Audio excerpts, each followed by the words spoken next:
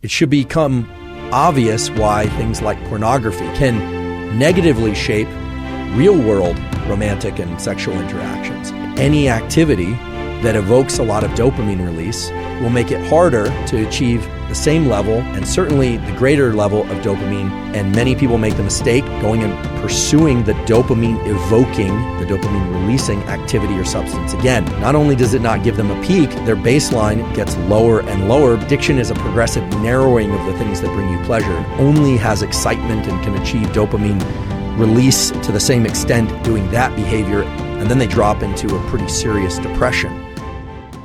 도파민은 양면성을 가지고 있습니다.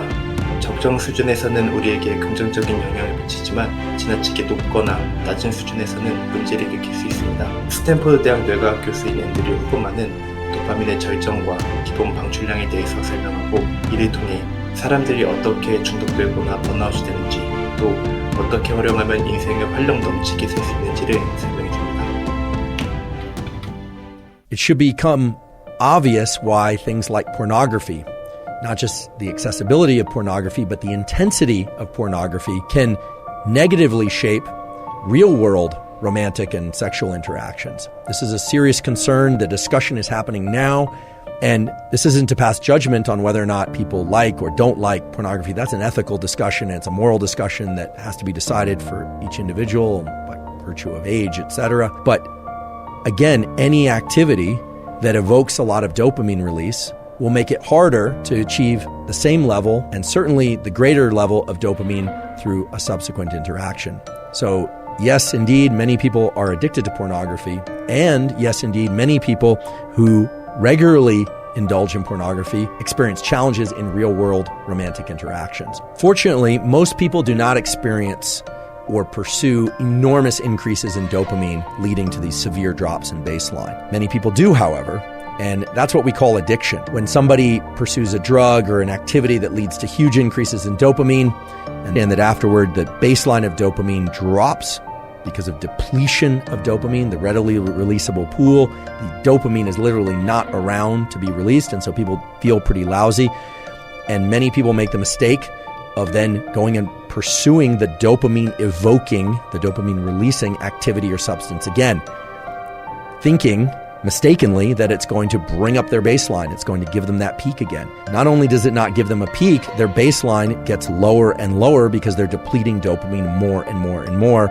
And we've seen this over and over again. When people get addicted to something, then they're not achieving much pleasure at all. You even see this with video games.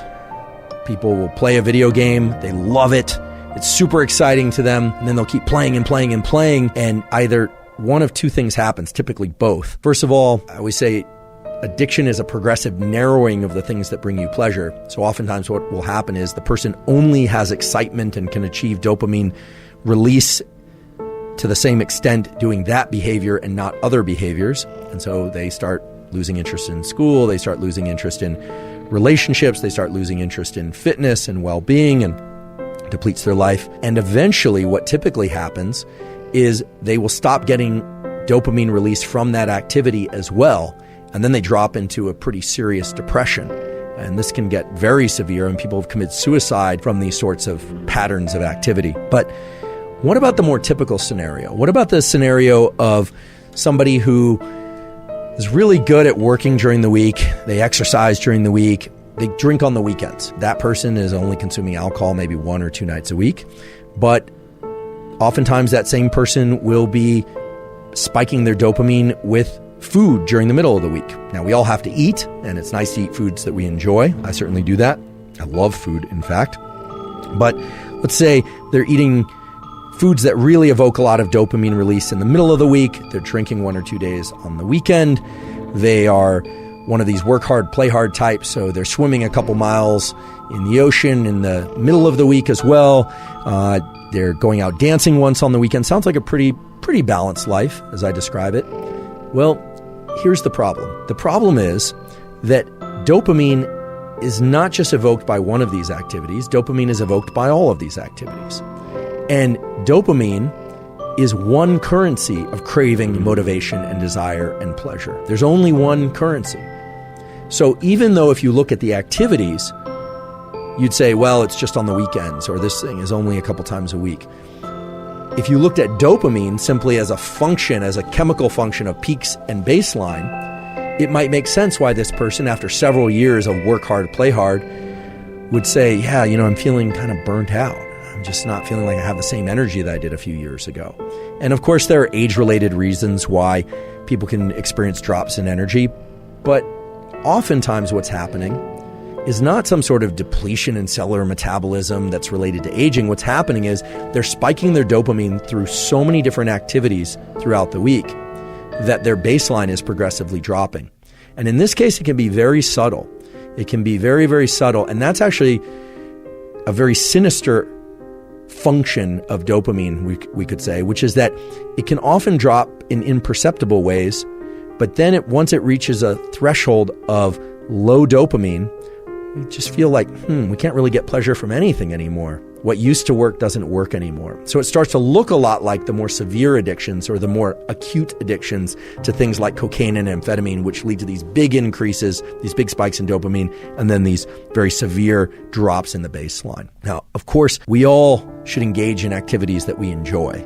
I certainly do. Everybody should. A huge part of life is pursuing activities and things that we enjoy. The key thing is to understand this relationship between the peaks and the baseline and to understand how they influence one another. Because once you do that, you can start to make really good choices in the short run and in the long run to maintain your level of dopamine baseline, maybe even raise that level of dopamine baseline, and still get those peaks and still achieve those feelings of elevated motivation, elevated desire, and craving. Because again, those peaks and having a sufficiently healthy, high level of dopamine baseline are what drove the evolution of our species, and they're really what drive the evolution of anyone's life progression too. So they're a good thing. Dopamine is a good thing.